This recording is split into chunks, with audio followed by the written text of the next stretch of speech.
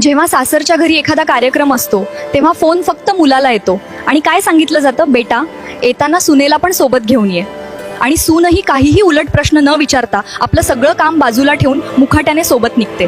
पण तेच जर माहेरच्या घरी एखादा कार्यक्रम असेल आणि चुकून फक्त मुलीला फोन आला आणि जावयाला वेगळा फोन केला नाही तर जावई बापू तिथे जाणार तर नाहीतच, उलट टोमणे मारायलाही सोडणार नाहीत.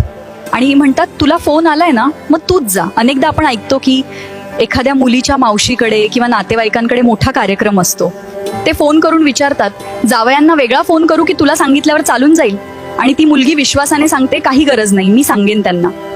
पण जेव्हा ती आपल्या नवऱ्याला विचारते की तुम्ही त्या दिवशी काय घालणार आहात, तर नवरा म्हणतो कुठे जायचंय, मला कोणी फोन केलाय का?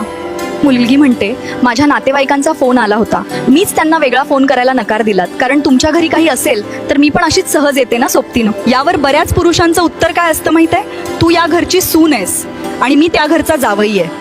हे ऐकून खरोखरच धक्का बसतो. हा दुजाभाव, हा भेदभाव आजही